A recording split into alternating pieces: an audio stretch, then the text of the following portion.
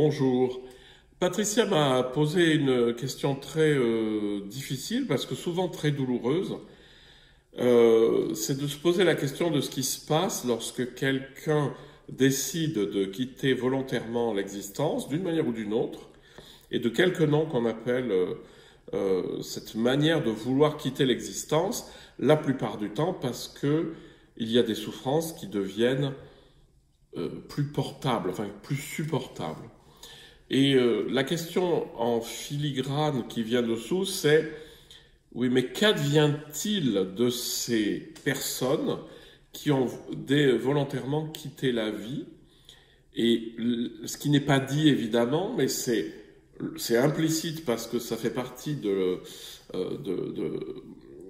tout le contenu religieux qui traîne encore dans notre culture, c'est la peur que les gens qui se sont enlevés la vie ou qui se la sont fait enlever ne soient pas auprès de Dieu, qui ne soient pas dans la béatitude, ou pire, qui soient en enfer.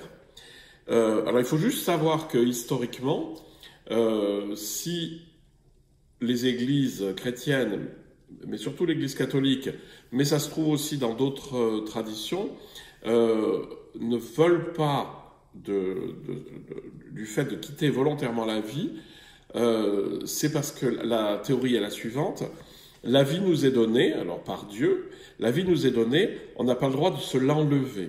Voilà. Alors, évidemment, je ne suis pas la source de ma propre vie, et la question de savoir si je peux ou ne peux pas me l'enlever, c'est une autre question. La question, c'est qu'est-ce qu'il advient après? Et dans un contexte, si on parle de Dieu, par exemple, comme finalité absolue, il est évident qu'une personne qui aura quitté volontairement ce monde va pas être rejetée par Dieu. Parce que si la finalité du monde, c'est l'amour absolu et la conscience absolue, une personne ayant souffert, ayant décidé de faire ce pas, va nécessairement être accueillie par l'amour.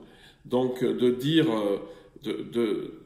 à quelqu'un mais non, si jamais tu fais ça, tu risques d'aller en enfer, c'est tout à fait contraire à la nature de ce qu'on appelle Dieu.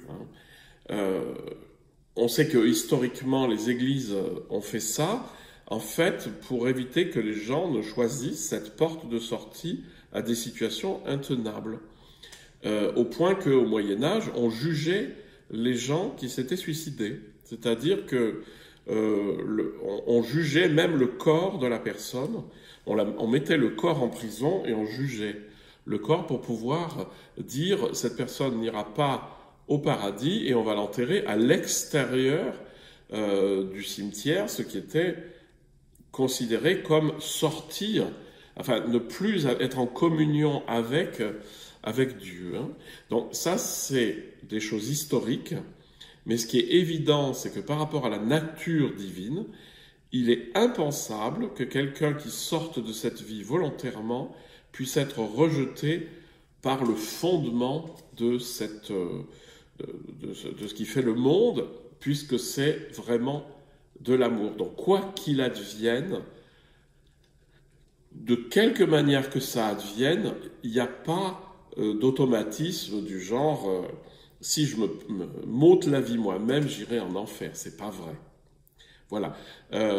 Donc c'était pour répondre à la question de Patricia, et je comprends bien que c'est un souci qu'on peut avoir par rapport aux membres de sa famille ou aux gens très proches qui ont choisi cette solution-là. C'est toujours un peu difficile à vivre pour les personnes qui accompagnent, mais derrière, il ne faut pas croire que c'est lié à la damnation éternelle, par exemple. Ça c'est pas vrai, c'est pas possible, c'est contraire à la nature divine.